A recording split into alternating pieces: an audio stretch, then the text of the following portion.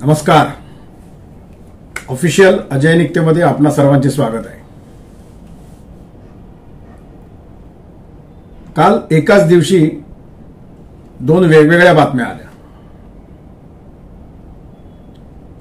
एक अमेरिकेतनं आली, पण भारतातल्या एका सर्वोच्च नेत्याशी संबंधित, आणि एक दिल्लीतनं आली, ती पंतप्रधान नरेंद्र मोदी यांच्याशी संबंधित. पण नरेंद्र मोदी यांच्या संदर्भातली जी बातमी होती तिच्यानी फार मोठा गदारोळ उठला देशात, आणि प्रामुख्याने विधानसभेच्या निवडणुका तोंडावर असल्यामुळे महाराष्ट्रातल्या सर्व तथाकथित पुरोगाम्यांनी त्याच्यावरती अगदी हलकल्लोळ केला. पण अमेरिकेतनं आलेल्या बातमीच्या संदर्भात मात्र हे सगळे पुरोगामी मुख गिळून बसले, एक शब्द बोलले नाहीत.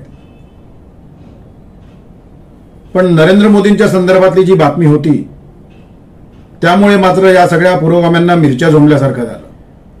काय होत्या त्या दोन बातम्या सांगतो.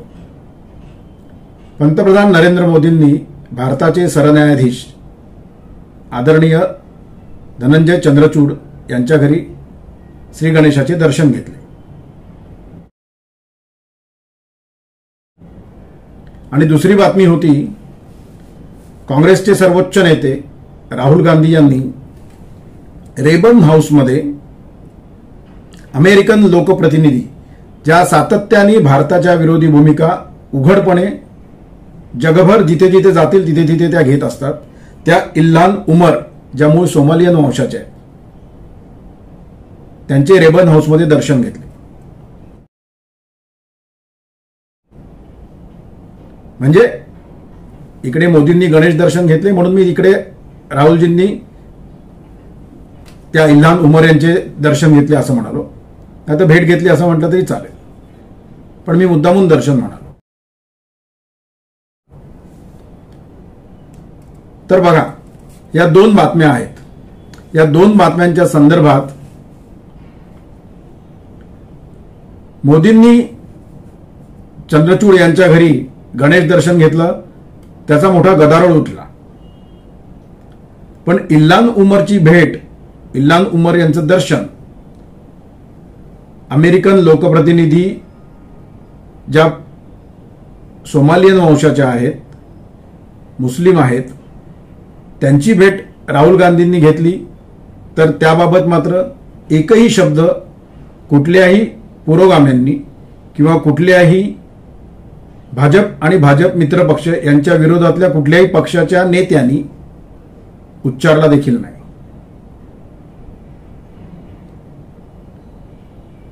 मोदींनी दर्शन घेतलं चंद्रचूड यांच्या घरी जाऊन. ते चंद्रचूड आपल्या भारत देशातले, मोदी आपलेच पंतप्रधान. तिकडे अमेरिकेमध्ये राहुल गांधींनी भेट घेतली. त्या इल्हान उमर, अमेरिकेतल्या लोकप्रतिनिधी ज्या सातत्याने भारत विरोधात कारवाया करत असतात, भारत विरोधात त्यांची भूमिका सातत्याने ते मांडत असतात.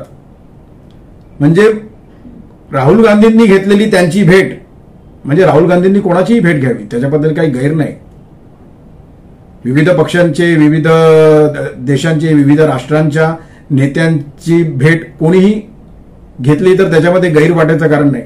पण इल्हान उमर यांच्या भेटीमुळे मला जे वाटलंय ते मी तुम्हाला सांगतो. इल्हान उमर या काही भारताच्या मित्र किंवा भारताच्या बाजूनी किंवा भारताची बाजू मांडणाऱ्या इल्हान उमर ओळखल्या जात नाहीत. या इल्हान उमर कोण आहेत? तर याच इल्हान उमर यांनी पाकव्याप्त काश्मीरला गेल्या 1-2 वर्षापूर्वी भेट दिली होती, 2022 मध्ये. त्यांनी पाकव्याप्त काश्मीरचा दौरा केला आणि या त्यांच्या दौऱ्याचा खर्च पाकिस्तानने केला, हे उघड झालं. हा आरोप नाही, तर हे उघड झालं. यांची भेट घेतली राहुल गांधींनी, तो कोणालाच काही गैर वाटलं नाही, कोण काही बोललं नाही, कोणी कुठे स्टेटमेंट दिली नाही. पण तिकडे नरेंद्र मोदी सरन्यायाधीशांच्या घरी गेले आणि गणेश दर्शन घेतलं आणि गणेशाची आरती केली, तर इथे पोटशूळ उठला. असं काही कोड ऑफ कंडक्ट आहे का की न्यायव्यवस्थेत असणाऱ्या उच्च पदस्थांच्या घरी किंवा न्यायव्यवस्थेत असणाऱ्या न्यायाधीशांच्या घरी राजकीय पक्षातल्या लोकांनी जाऊ नये? आणि हे तर काय म्हणजे कुठली पार्टी वगैरे करायला गेले नव्हते. गणेशाचं दर्शन, जो श्री गणेश महाराष्ट्रात आपल्या देशात अत्यंत पूजनीय असं दैवत मानलं जातं, ज्या गणेशाच्या दर्शनाला तुम्ही आम्ही सगळेजण बोलावलं तरी आणि नाही बोलावलं तरी आपलेपणाने, आपुलकीने, भक्तिभावाने जातो आणि दर्शन घेतो.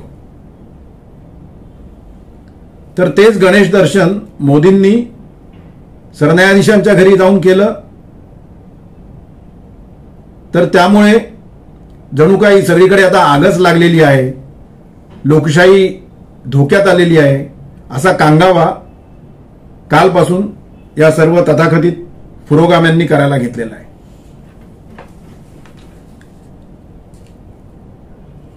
कोड ऑफ कंडक्ट आहे असं जर कोणाचं म्हणणं असेल तर तो कोड ऑफ कंडक्ट काय आहे हा ज्यांनी आक्षेप घेतला ना त्यांनी तो दाखवून द्यावा. किंवा आपण असं म्हणूया की एक काही कॉन्फ्लिक्ट्स ऑफ इंटरेस्ट आहे का,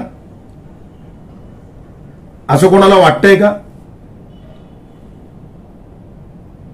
तर तेही त्यांनी सांगून टाकावं. किंवा ज्याला काय म्हणतो आपण त्याला पारदर्शकता, न्यायिक पारदर्शिता, असं काही झालेलं होतं का की त्याला धोका पोहोचलाय? मला नाही वाटत असं काही झालं होतं.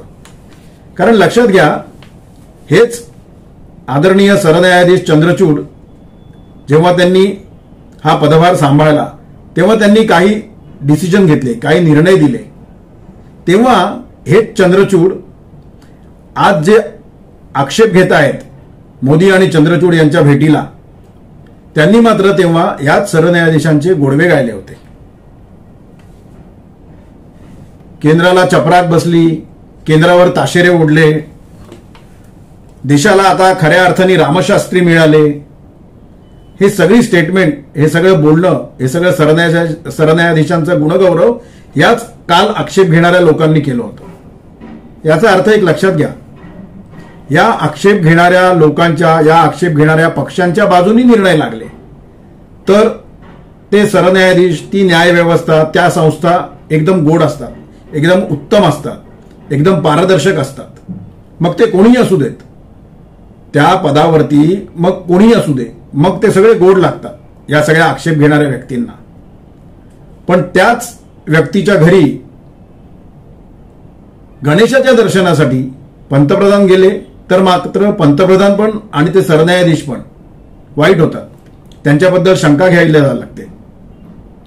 आता आम्हाला न्याय मिळणार की नाही इथपर्यंत बोलायची मजल जाते. लक्षात घ्या, हे काय आज पहिल्यांदा झालेलं नाहीये. काल परवा पंतप्रधान मोदी सरन्यायाधीशांच्या घरी गेले, पण जेव्हा काँग्रेसचे पंतप्रधान मनमोहन सिंग होते ना, तेव्हा याच मनमोहन सिंगांच्या घरी इफ्तार पार्टीला तेव्हाचे सरन्यायाधीश आले होते. तेव्हा मात्र कोणी ऑब्जेक्शन घेतलं नाही. म्हणजे इफ्तार पार्ट्या चालतात, इफ्तार पार्ट्यांना मुख्य न्यायाधीश आलेला पंतप्रधानांच्या तत्कालीन घरी चालतो, कारण तो पंतप्रधान काँग्रेसचा असतो, त्यामुळे तो चालतो. आणि मुख्य सरन्यायाधीश हे इफ्तारची पार्टी करायला आलेले असतात म्हणून चालतात. सत्यनारायणाच्या पूजेचा प्रसाद घ्यायला आले तर चालणार नाहीत. गणेश दर्शनाला आमचे पंतप्रधान गेले सरन्यायाधीशांच्या घरी तर चालणार नाही. पण इफ्तारची बिर्याणी खायला गेले तर चालतील, इफ्तारचा शिरखुर्मा खायला गेले तर चालतील. कारण काय? कारण आम्हाला अल्पसंख्याकांचं लांगुल चालन करायचंय, कारण आम्हाला एक गठ्ठा मतं हवी आहेत. म्हणून इफ्तार पार्ट्या जोडलेल्या आम्हाला चालतात. त्या पंतप्रधानांच्या घरी निवासस्थानी झाल्या तरी चालतात. म्हणजे त्याच्यानंतरच्याही पंतप्रधानांच्या घरी इफ्तार पार्ट्या होत असतील, त्याच्याबद्दल काय माझं म्हणणं नाही. पण त्या इफ्तार पार्टीला मुख्य न्यायाधीश, मुख्य सरन्यायाधीश गेले तर चालतात. पण आजच्या सरन्यायाधीशांच्याकडे पंतप्रधान मोदी गेलेले मात्र चालत नाही. आणि यालाच नकली पुरोगामित्व म्हणतात. लक्षात घ्या, हे पुरोगामित्व नाहीये, हे पुरोगामित्व आहे. साप जसा फुसफुस करतो ना, तसं हे फुटकारलेलं पुरोगामित्व आहे. आणि म्हणून हा विषय जो दोन्ही एकत्र कनेक्ट करून घेण्याचा माझा जो इरादा आहे ना, तो हा आहे की राहुल गांधी तिकडे जाऊन इल्हान ओमरला भेटले तर चालतात. त्या इल्हान ओमर ज्या भारताच्या विरोधात भूमिका मांडतात, त्यांना राहुल गांधी भेटले तर चालतात, त्याच्या विरुद्ध एकही शब्द बोलायचा नाही. मात्र सरन्यायाधीश जे आपल्या देशाचे, जे देशाच्या संदर्भात अत्यंत उत्तम निर्णय घेत आहेत आणि याचं गुणगान काल आक्षेप घेणाऱ्यांनीच केलेलं आहे, त्यांच्या घरी मात्र पंतप्रधान गेलेले चालत नाहीत. ही दुतोंडीगिरी आहे ना, हा दांभिकपणा आहे. हे पुरोगामित्व नाहीये, ही दांभिकत्व आहे, हे लक्षात घ्या. मग मीडिया त्याला दोष देण्याचा अर्थ नाही, कारण त्यांचा पट्टा 24 तासाचा असतो, 24/7. त्यामुळे त्या पट्ट्यामध्ये मागच्या एका व्हिडिओमध्ये मी म्हटलेलं तसं त्यांना पीठ हे ओतायचंच असतं. तो गिरणीचा पट्टा नाही तर चालू कसा राहणार. त्यामुळे ते त्या गिरणीच्या पट्ट्यामध्ये पीठ टाकत राहतात, म्हणजे पीठ बनवण्यासाठी धान्य टाकत राहतात असं म्हणूया आपण हवं तर. त्यामुळे ते दळण दळावं लागतं आणि मग मेनस्ट्रीम मीडियाला या असल्या बातम्या 24 तास चालवाव्या लागतात. आजचा विषय घेण्याचं कारण हेच होतं की दोन्ही बातम्या एकाच दिवशी आल्या होत्या. चंद्रचूड, आणखीन मोदी यांची भेट, राहुल गांधी आणि इल्हान ओमर यांची भेट. एक अमेरिकेतनं आली, एक दिल्लीतनं आली. पण दोन्ही बातम्यांमध्ये सोयीस्कररित्या मेनस्ट्रीम मीडियापासून ते तथाकथित पुरोगामित्व साकारणारे किंवा तथाकथित पुरोगामित्वाच्या गप्पा करणाऱ्यांनी आक्षेप मात्र चंद्रचूड आणि मोदी यांच्या भेटीबद्दल घेतला. इल्हान ओमर आणि राहुल गांधी यांच्या भेटीबद्दल त्यांना सोयरसूतक पण नाही. कदाचित त्यांना आनंदच असेल, कदाचित त्यांची जी स्ट्रॅटेजी आहे तीच पुढे रेटली जात असेल म्हणून कदाचित ते घेतलंही नसेल. न्याय व्यवस्थेतील उच्चपदस्थांना दोष द्यायचा, त्यांना नावं ठेवायची, ही स्ट्रॅटेजी गेल्या काही वर्षांमध्ये जाणून बुजून एका ठराविक वर्गाकडनं केली जात आहे. याच्याकडे आपण अत्यंत गांभीर्याने बघणं जरुरी आहे. आणि ते गांभीर्याने बघणं जरुरी असल्यामुळेच आज मी चंद्रचूड आणि मोदी यांच्या भेटीला इल्हान ओमर आणि राहुल गांधी यांची भेट जोडली आणि त्याच्यावरती आजचा व्हिडिओ केला. आजचा व्हिडिओ आपल्याला कसा वाटला तो मला कमेंटच्या माध्यमातून कळवा, व्हॉट्सअपच्या माध्यमातून कळवा.